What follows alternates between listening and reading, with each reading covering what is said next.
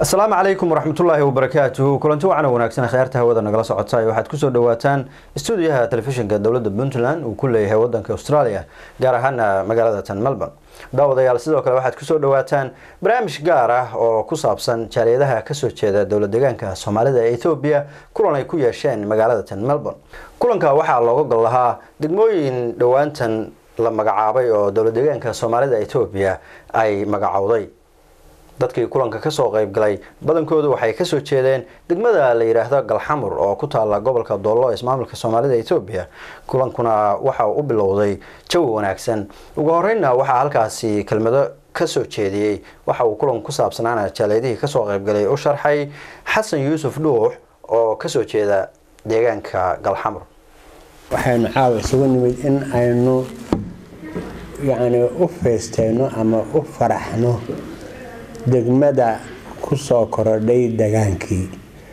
oo Galxamur la yiraahdo magaaladaasi ama tuuladaasi hadda waxay ka dambeeyay waa magaalo maadaama degmo laga dhigay waxaanu ku mahadinaynaa maamulka arintaas gacanta ka geystay oo hadii Ilaahay ku roon yahay magaaladaas ku magacaabay arintaas laakiin waxaan ogahay in meelo kale oo iyana istaahilay ay deegaanka ku yaalaan waxa kamid ah dhudub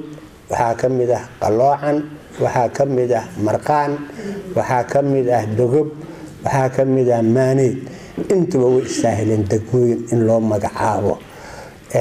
waxaan xusuusinaynaa maamulka inuu iyagana maaragtay dhaga furan u yeesho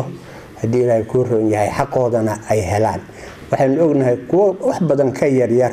oo kibirka shanaad in laga wada dhigay degmooyin iyaga wax degmooyin looga dhigi waayay baan intaas aan garan la'ana taas waa mideeda kale degmo markii la dhisayo waxa loo baahan yahay in dadkeedu ay wax u qabtaan dawladahan maanta Afrika ka jira mid awood u heli kara oo wax qaban kara wixii degmo u baahan lahay qaban kara ma jiro markii degmooyinka laga dhigay dadkii uu la hadlay ninka meesha madaxweynaha ka ah wuxuu yiri markaad idinku shilinkan stambar aniguna shilin idinku daraya laakiin wax dawladda kaligeed qabanaysa lama arko accounti baa la furay in wadanka la dhiso baana loo baahan yahay marka dhismuhu dadkan waxay u barteen in la yiraahdo wadada waxa baa laga raadiyo inay iyagu xoolo haystaan oo iyagu xoolahoodan ay qayb kaga qaadan karaan ma ay oga dadka deegaanka degan waxaan ku boorinaynaa in ay canshuurta iska qaadaan xoolaha haystaan hadii la ku roon yahay barkaday leeyihiin canshuurta iska qaadaan deegaankiina waa dhismihiisa wax ka qayb qaataan oo degaankii la wada dhiso haddaan loo kicinin oo gudo iyo dibadba dadkii deegaankaas ka imaanayay aysan iskaashanina deegaankaasi ma dhismahayo aakhirkiisana wuu burburahayaa tuuladiiba u noqonaysaa marka intiina meesha isugu timid oo ka naxaysa arintaas in aad isku taxallujisaan oo aad maaragtay tixgelisaan oo aad maaragtay aad bari qof walba wixii aad qaban karo aad meeshaas aad u qabatid yaa la idin ka rabaa wassalaamu calaykum sidoo kale kulanka waxa kala soo qayb galay jaaliyada ka soo jeeda dawlad deegaanka Soomaalida Itoobiya jaaliyadaha kale ee Soomaaliyeed sida jaaliyadaha ka soo jeeda Puntland waxa kulanka sidoo kale ka hadlay Cumar Dholowa oo ah gudoomiyaha diasporada ka soo jeeda Puntland oo isna halkaasi hadal ka soo jeediyay Cumar hadaladiisii waxa kamid ahaa السلام عليكم ورحمة الله وبركاته وهرين وحان سفر حل وسوء دوينا إياه دقمدا عصوب ولغا يغلالي كلنك الشناد دولة إثيوبيا دقان كاسو ميلي كونو ليهين دا الصوماليد سويدين مينو فايدة أي leedahay هاي إن دقما لا أساسو سألا سعوتان مركا دقمو لا سمايو أنا think inay dadka hortay hadlay ay ka hadleen mowduuca waxaa imanaya in wixii adeega oo ay ummadaas u baahan tahay meeshii laga sameeyo dhinacii waxbarashada dhinacii caafimaadka dhinacii amniga dhinacii magaaleynta biyogelintii iyo wax la mid ah waxaan filayaa in dowladda Ethiopia especially kilinka shanaad oo isaga meeshaas iyaga hoos timaado inay wax badan ka qaban doonaan sidii loo hirgelin lahaa mashruuca isaga ah waa mid faa'iido u yeelan doona ummadda meeshaas joogta waxaan iyaga ku boorinayaa inay dowladda la shaqeeyaan ay soo dhaweeyaan nidaamka cusub ay soo dhaweeyaan sidii loo hirgelin lahaa waxyaalaha aan ka soo hadlay oo ah ilaha loo baahan yahay ama ha noqdeen amniga ama ha noqoto dhaqaalaha ama ha noqoto waxbarashada ama ha noqoto caafimaadka ama ha noqoto magaaleynta meesha jaaleedaha aynu ka mid nahay oo halka dadka jooga ay ka mid yihiinna waxaan iyagana ku dhiirigelinayaa si magaalada u camiranto oo ay wuxu noqoto in la isku dayo in guriga laga dhisto sababtoo ah inaad guri ku yeelato waxay sahlaysaa in cashuurtii aad yani wadanka soo gelaysa qayb ka qaadato in la xaqiijiyo in magaaladaas ay noqoto magaalo oo ay wax walba yeelato dhaqaalaha soo galaana uu noqdo mid meel mar ah dhaqaalo wuxuu ka imanayaa wixii la geliyo oo ay geliyaan dadka magaalada degan ujeedada yani waxa ugu asalka u ah waxa laga hadlayaa waxa weeye kow in haddaynu nahay dadka halkaa ka yimi asalkooda aynu uga mahadcelino dowlad deegaanka Ethiopia يعني مسؤولية iska saareen in dadka halka degan loo sameeyo degmo run ahaan daboosho baahida ay qabaan baahiyaha aan ka soo hadlay oo hore u sheegay waxa kamid ah midalan caafimaadka waxbarashada biyaha amniga sida booliska iyo wax la mid ah taas waa mid ay dawladdu qabatay loona baahan yahay in soo dhaweyno inaga ka shicibahana waxaan loo ka baahan yahay inaynu door ka qaadano magaaleyntii meeshaas waxaan uga jeedaa inaynu yani guriga ka dhisano inaynu dadka degan iyaga laftigooda dhaqaalahooda wax la qabano in maadaama meeshan ay tahay meel cusub oo hadda u baahan in wax walba loo sameeyo inaynu door ka qaadano dadkeena qurba joogtahay meeshaas inay hana qaado oo ay noqoto meel يعني yeelata wajiga magaalo ay leedahay dabcan dawladda Puntland oo dhinaca iyo dawlad deegaanka Ethiopia ama kilinka shanaad waxaan filayaa iyaguna inay juhdi badan gelin doonaan in arrimaha aan soo hadlay ay wax ka qabtaan oo ay dadka meesha degan u sameeyaan dhinaca amniga magaalo waxay wax ku noqon kartaa marka ay leedahay amni marka ay jirto kala damayn waa inaynu door fiican ka qaadanaa waliba dadkeena qurbaha jooga in meeshaas ay noqoto meel ammaana dadku u soo xiisaan dad badan ay soo degaan soo jiidata dadka oo ku soo jiidata amniga iyo magaalo ahaanta magaalada ay tahay waana in laga helaa dadka ama kuwa degan ha noqoto ama kuwa meelaha kale jooga ha noqotee waa inay ka muuqataa meel dabooli karta baahida dadku qabaan iyadaana aakhirka noqonaysa waxa soo jiita hadda fiirisaan ama Ethiopia gudaheeda ama dhinaca Puntland ama Soomaaliya dadku waxay aadaan meelaha ay ka heli karaan adeega meelaha ay ka heli karaan caafimaadka meelaha ay ka heli karaan amniga meelaha ay ka heli karaan waxbarashada marka waa muhiim in lala garab galo dawladda meesha ka jirta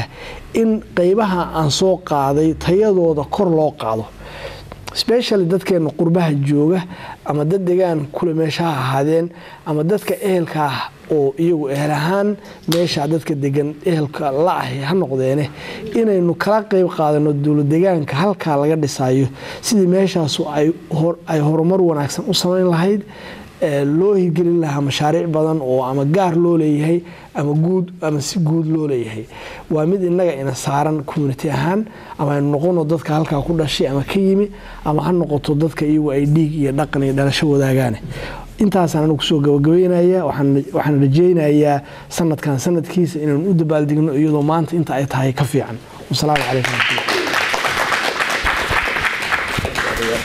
وهاجاك داوديال ولي waxaynu bartanka kaga jirnaa barnaamijkii gaarka ahaa oo kala socotaan telefishinka dawladda Puntland studio ku leeyahay wadanka Australia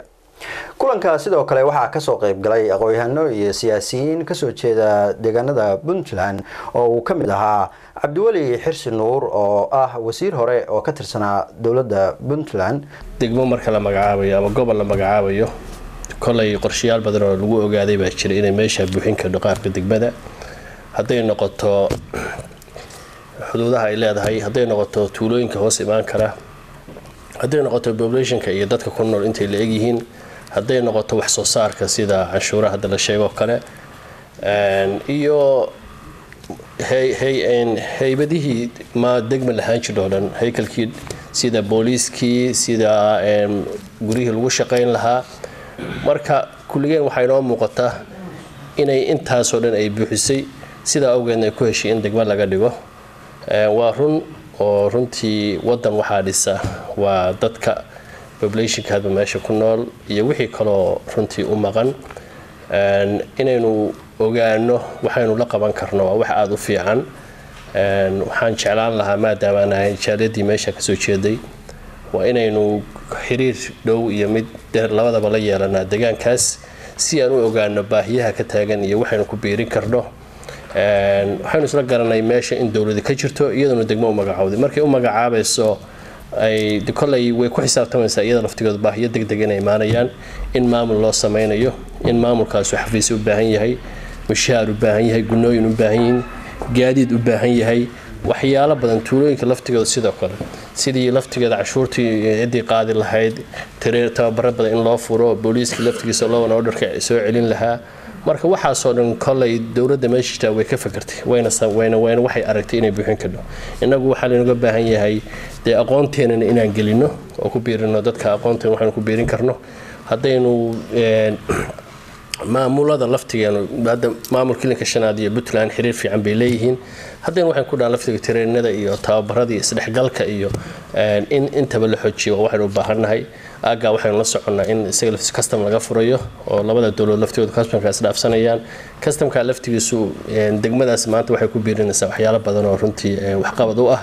marka aad baan runtii u soo dhaweynaynaa waxaanu ku mahad celinaynaa dawladda kilinka shanaad oo degmada u aqoonsanaatay runtii deegaankaas maadaama aan jaaliyadii degmada ka soo jeedinahay wixii kaloo kolay hadda waa mahad celin iyo isbaraarujin waxay la tahay wixii kale technicality bay noqon doonaan oo in dib la iska weydiiyo baahidu waxa jira xiriir meeshii lala sameeyo iyo sidii wax loola qaban lahaa aan intaasaan kusoo koobi lahaa waa maasantii mar labaad iyo mar kale waxaan soo dhaweynaynaa magacaabidda degmada waa maasantii waa hagaag daawadayaal wali waxaad nagala socotaan telefishinka dawladda Puntland studio ku leeyahay magaalada Melbourne sidoo kale dadkii kulanka ka soo qayb galay waxaa kamid ahaa Axmed Maxamed Warsame oo kamid ah aqoon-yahanada ka soo jeeda Puntland ahna gudoomiye ku-xigeenka diasporada Puntland Axmed waxa uu halkaasi ka soo jeediyay hadallo dhaxalgal ah oo ku saabsan nidaamka deegaameysiga ama waxyaalaha lagu doorto degmo ama ay ku mudaysan karto degmo in loo magacaabo isagoo markaas ka hadlayay degmada Galxamur oo dhawaantan degmo noqotay anigoo ku hadlaya magaca diasporaha Puntland Australia waxaan halkan hambalyo iyo farxad uga soo jeedinaynaa magacaabidda degmada Galxamur ka tirsan ismaamulka dawladda kilinka shanaad ee federaalka Itoobiya waxaan marka hore u mahadnaqaynaa madaxweynaha Cabdi Cumar iyo gaar ahaan iyo guud ahaan dawladda federaalka Itoobiya garashada ay garteen in deegaankaas laga dhigo degmo in laga dhigo degmo in laga dhigo meesha macnaheedu waa maxay in degmo meel laga dhigo macnaheedu waxa weeye waxaa lagu soo dhaweeyay maamulkii public service macna adeegii guud ee dadweynaha waxbarashadii caafimaadkii nabadgelyadii marka waxaan u arkaynaa ballaarin maamulkii laga ballaarin oo central ahaado ee uu ahaado inuu gaaro wadanka goobo fog oo ka fog magaalooyinka waaweyn marka taas waxaan leenahay waa guul waxa weeye u soo hoyatay dowladda deegaanka gobolka ismaamulka kilinka shanaad iyo deegaanka dadkaas sida oday xasan yiri waxaa ku dayasho mudan deegaanada idin dhow Bursaalax oo maanta jaamacad caafimaad wax walba leh ku dayasho marka waxa dadku inay wax qabsadaan degmaad noqoteen dowladda Itoobiya waxaad haysataan dowlad gacan furan maanta inay ka faa'iideystaan iskuuladina dhisataan si bilaabataan isbitaaladina dhisataan annaga laftigeena Soomaaliya way ka faa'iideysanayna ماشي وقتين انت اللي اسكو جرو ولا اسكو دو gaar ahaan deegaankaas Puntland marka waa guul ayaan leeyahay waxa weey waxa loo baahan yahay dadku inay ayagu isxilqaamaan oo degmadii dhistaan waxaan jeclahay oo madaxweynaha ka codsanaya inuu jiidadka wadooyinka wardheer ka soo baxo soo gooliyo xuduudda keeno hadda waad ogtiin Turdibi oo ganacsiga loo furay iyo Dar es Salaam meelahaas oo dhan in laga wada faa'iideysto oo jid dheer la keeno oo ilaa dekado halkaas lagu sii xiro oo gobolka uu noqdo gobol wax soo saar leh marka waxaanu leenahay waad mahadsantiin dadka deegaankaas joogana hambaliyaan leenahay annagu haddaan niraahno diasporaha Puntland gaar ahaan goboladaas ka soo jeedana waxaan samaynaynaa waydan taageeraynaa wixii aad qabsataan baanu wixii aan kari karo ayaan idinku taageeraynaa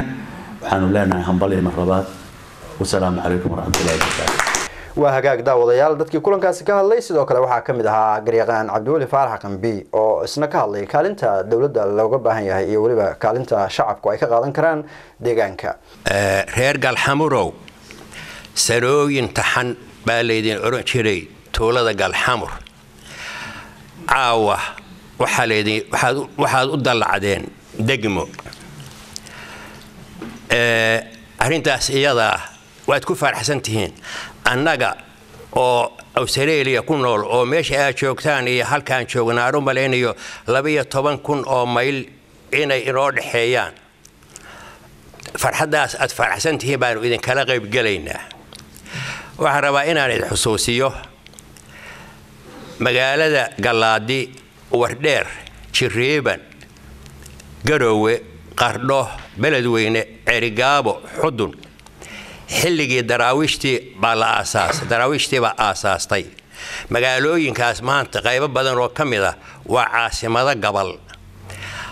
dhismahaas maanta ka muuqday quruxda ka muuqata dahab cirka ka soo daatay laguma dhisin dadkii soo degay dadaalkii ay u galeen inay dhisaan canshuurtii ay bixiyeen iyo wixii dadaal oo kale ay u galeen ayaa lagu dhisay haddii mar aad degmo qaadateen sida hadda halkan rag kale ay xuseen mas'uuliyad dheeraad ah baa idin fuushay taasoo ah in cashuurta si daacadnimo loo ururiyo si daacadnimo ah wax loogu qabto oo lahana qaadiyo sida iskuulada isbitaalada biyaha nabadgelyada bicida deegaanka abuurida geedaha iyo wixii la halmaala waxaan rabaa inaan sheekadan soo socota hadalkayga saldhig uga dhigo wadanka la yiraahdo Congo oo macaadinta qaniga ku ah wiil u dhashay ayaa waxa la yiri dalka Ingiriiska joogi jiray gabadh Ingiriisu halka waxa la yiri ku bartay waada buu dalkiisii ku soo noqday cad dheemana markuu Ingiriiska ku noqday gabadhii hadiya ugu qaaday gabadhii baa weydiisay ku tiri intee baad muxuu ahaa intee canshuur laga qaatay wuxuu yiri canshuur laga ma qaadin adaan ku soo qariyay muxuu ahaa dheemankan ku soo qariyay gabadhii xafiiska canshuuraha ay tagtay ninkii bay dacweysay ninkii baa loo yeeray ganax baa dhagaha lagu dhuftay iyadiina waxa loo celiyay macdankeedii markii ay meeshii ka baxeen buu ku yiri adaan ku soo qariyay muxuu ahaa macdanka shaygaani maxaad ii dacweysay waxay tii wareer quruxda England waxbarashadayda iyo tii waalidka iyo dhammaan dhismaha dalka canshuur baa lagu dhisay hadii qof walba uu gaar u qarsado wadanku waa dumaya waxaan sheekada waxaan u xusayaa dadkiina meesha joogo waxaad ogaataan wixii canshuur markay canshuurta iska ururisa habsamay isaga ururisaan oo si habsami ah kaabadaha dhaqaale loogu qabto markaas ayaa muxuu ahaa haraqaad meeshu ay heli kadhaa inta ka horeysa haddii aan canshuurta la habeyn oo la meel marin oo la hagaajin meesha dhisma imaan maayo haddii aad hawsha iyada taabagelisaan waxaan rajaynayaa muxuu ahaa deegaanka Soomaalidu ama maamulka Jigjiga inaad gacan rasmi ah ka heli doontaan waxa ay soo haray geedaha baa hadalkayga ku jiray halkaasna aan sheeko yar ka iraahdo wadankan aan joogno nin Soomaaliyo taxi wada baa ii sheekeeyay wuxuu yiri islaan Australiana baan qaaday gurigeedii markaan geeyay waxaan arkay geed aad iyo aad u weyn oo kulligiis nalal yar ay ka wada bidhaamayaan waa nalalka sanadka cusub markii la joogo nalalka waa nalalka geedaha lagu xiro islaantii baan waxaan ku yiri sanad cusub ma aha maxaa geedkan waxaanu nal ku helay waxay tii geedkan awowgay baa beeray markuu dhintayna aabahay baa uga dambeeyay aabahay markuu dhintay hadda waxa gacanta ku haya aniga walaalkay 107 sano ayuu jiraa xanaanadaas buu geedka sidaas ku gaaray waxaan halkaa uga jeedaa geedaha deegaanka aad joogtaan waa deegaan xoolaad marka waxa loo baahayaa markasta geedaha inaad ilaalisaan oo haddii geedaha Soomaalidu way ku cayaadhaa geedkii la gooyo oo baahi loo gooyo bedelkiisa waa in geed la beeraa hadalka waxaan leeyahay farxadaas waanu idin kala qayb galaynaa waxaan u mahad celinaynaa maamulka Jigjiga oo muxuu ahaa deegaanka Soomaalida oo halkaas yagleelay hase yeeshee si gaar ah idinka xiriidin ka saaran yahay hawsha idinka idin taala inaad qabataan oo ka soo dhalaashaan waad mahadsantihiin salaamu calaykum wa rahmatullaahi wa barakaatuh waa hagaag aad buu mahadsan yahay kaas wuxuu ahaa Garyaqaan Cabduuli Faarax Qambi oo kulankaasi ka hadlayay sidoo kale jaaliyadaha kala duwan ee Soomaalida iyo kuwa Puntland oo kulanka kala qayb galay jaaliyada dawlad deegaanka Soomaalida ee Itoobiya oo kulankan soo qaban qaabisay ayaa halkaasi hadallo kala duwan ka soo jeediyay waxaana qaar kamid ah xubnaha jaaliyadaha kala duwan ee Soomaaliyeed oo halkaasi ka hadlayana hadalladoodii kamid ahaa waxaan u mahad celinayaa dhammaan odayaasha sharafta leh dhalinyarada sharafta leh gabdhaha marwooyinka dadka sharafta badan aad u sharafta badan oo ka soo qayb galay barnaamijkan caawa barnaamijkan oo ku saabsan degmada Galxamur laakiin waxaan dhammaan u halbalyeynaa gobolka Doolo gaar ahaan stage-ka Wardheer degmooyinka iyo horumarka ay nagu soo biiray iyo dhammaan dawlad deegaanka Itoobiya ayaan ka tirsanahay waxaan u mahad celinaynaa madaxweynaheena Cabdi Maxamuud Cumar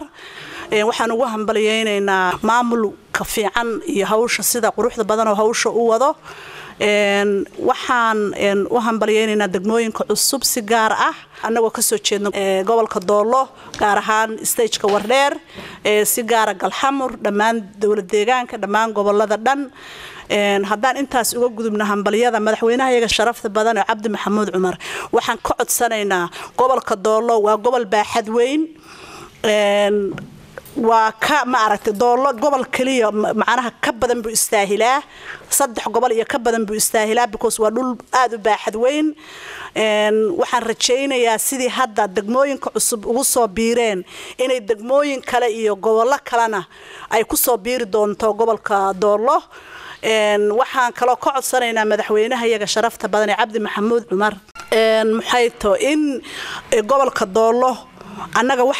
waa ku faraxsanahay madaxweynaha iyaga hadaan nahay gobolka Doolo stage-ka Wardheer laakiin haddana saasay tahay xoogaa waxaan dareemaynaa dhanka horumarka inuu gobolka Doolo xoogaa uusan meelaha ay gobolada kala joogaan uusan joogin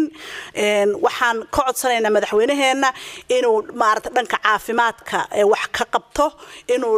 dhanka waxbarashada wax ka qabto inuu dhanka maxay too biyaha wax ka qabto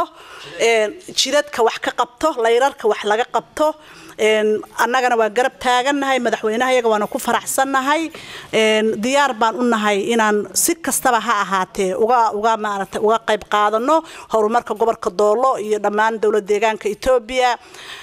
dawladda Itoobiya oo federaalka because hadda horumarkan ay gaadhay dawlad deegaanka Itoobiya iyo goboladan degmooyinkan cusub nagu soo biiray kor iyo dawladeena kor federaalka ay nooga yimaadeen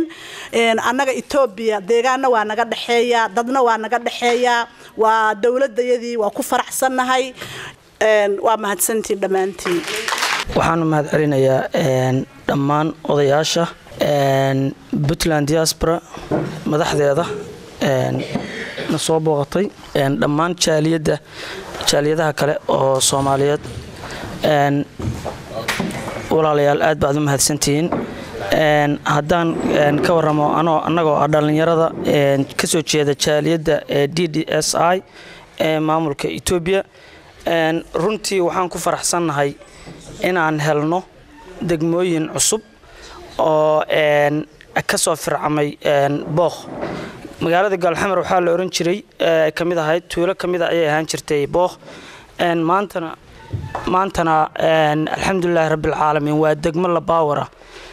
gobolka Doolo muddo badan waxaanu ku jirnay inaan 2 gobol ilaa 3 gobol aanu helno ma sha Allah haddaanu maanta degmo helnay waxba noo dhaamaan runtii Galxamar kama filaynin laakiin nasiibkeeda alxamdulillaah aad baan ugu faraxsanahay waxayna Galxamar baaxadeedu noqon doontaa baaxadda ugu weyn degmooyinka gobolka Doolo ilaa afka Banqooq ilaa Damco Dogob ilaa xagga Turdibi ayaa insha Allah ay hoos tagi doonaan runtii anigu waxaan tagay dhulka Itoobiya waan tagay jigjiga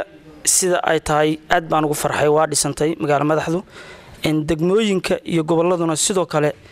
aad bay maaragtay u wada korayaan waxaan uga mahadcelinayaa madaxweynaha Cabdi Cumar degmadaanu noo ofargareeyay oo runtii aan muddo badan sugaynay waxaan ka codsanayaa marka madaxweynaha in booq ay maantay diyaar u tahay inay noqoto gobol ajiyo badan iyo hawlo badan oo dadaal badan aan ku bixinay inuu ayadan noo aqbalo booq maanta waxay leedahay airport 2 isbitaal school high school iyo hal jaamacad runtii aad baan ugu faraxsanahay madaxweynuhuna wuu soo booqday wuuna arkay wuuna naga ballan qaaday waxaan marka ka rajaynaynaa madaxweynuhu ballanqaadkii inuu noo dhameystiro oo insha Allah aanu mar labaad celebrationkaas aanu maqalno aan dadka iyagana la qaadano haddaan ay jaaliyadda halkan ku nool oo DDSI waanu ka qayb qaadanaynaa horumarka degmada iskuulaadka biyagelinta aad baan ugu faraxsanahay jaaliyadaha kale oo Soomaaliya sida Puntland madaxdeeda iyo salaadiinteeda soo booqday oo celebrationkaas wax ka qaatay islaamka amiirka iyo iimaankaba aad baan ayagana maaragtay uga mahadcelinaynaa hadalkayga waxaan ku soo koobayaa walaalaha Soomaaliyeed oo dariskaana soo booqday aad baad ugu mahadsantihiin celebrationkiina gaar ahaan baa wadaagta Puntland thank you so much assalamu alaykum السلام عليكم ورحمة الله وبركاته وإن السلام يا ددويني إن هالكان السوي يمد وحن همبليين يا قبل كدولة تجمعين كيسة وحن سود وين يا دولة يا شرفت لكل الكشنات وحن مهد عرينا يا مدحوينها يا عبد محمد عمر وحن لا قبل كدولة ويستاهل لا بدك ما يصدق الدجمة ما يلا السيو وحن سود وين يا دجمة اللي هلو وقبل كدولة للسيي وحن سود وين يا دجمة الحمر وقبل كدولة للسيي waxaan rajaynaynaa kuwa kale in la siiyo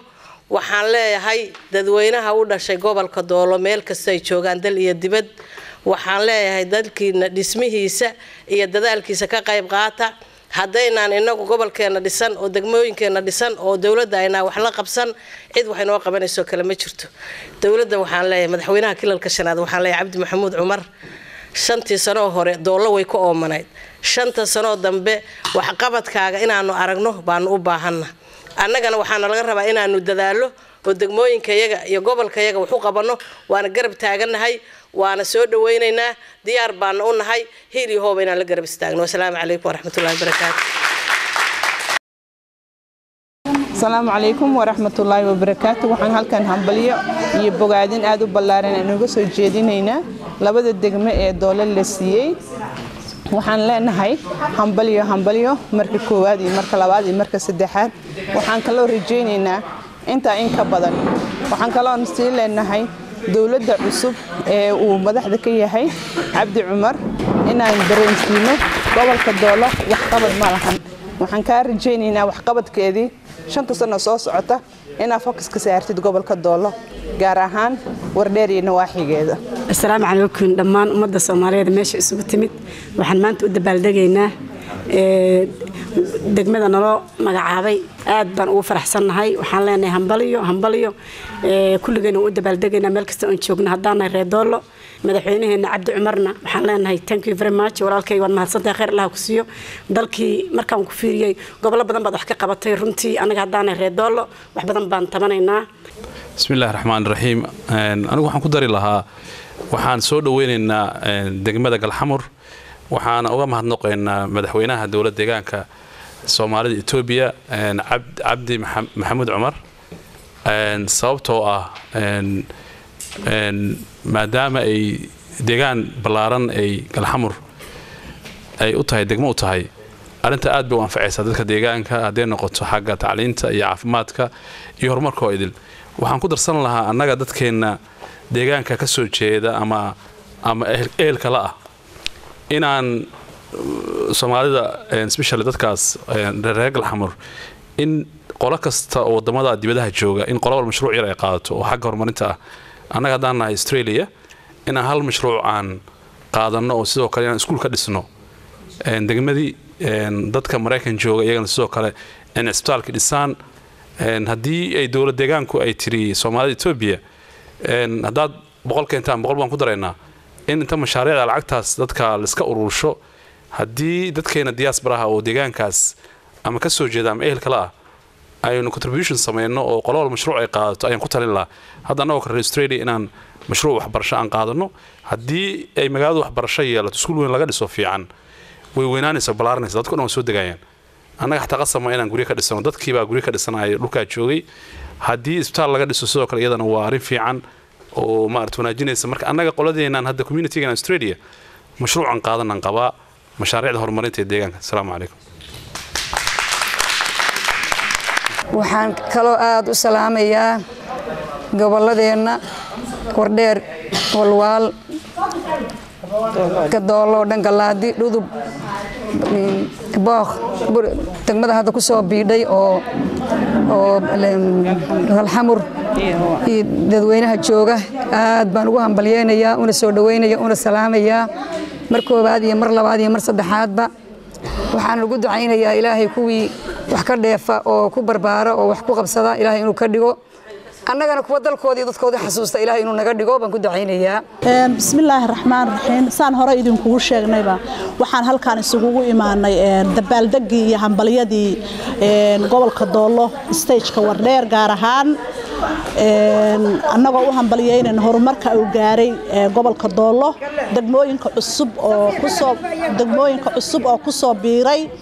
iyo horumarka ay gaareen si fiican bay xafladdu noogu dhacday waana ku faraxsanahay waxaan mar labaad iyo mar saddexaadba hambaliya leenahay gobolka Doolo stage-ka Wardheer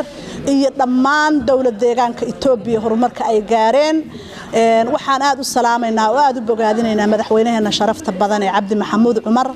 wax waad qabatay wax weyn baad qabatay waana ku faraxsanahay laakiin waxaan rabnaa haddii aan gobolka Doolo stage-ka Wardheer nahay wax qabadkaaga inaad sii ballaarisid horay u sii dhigtid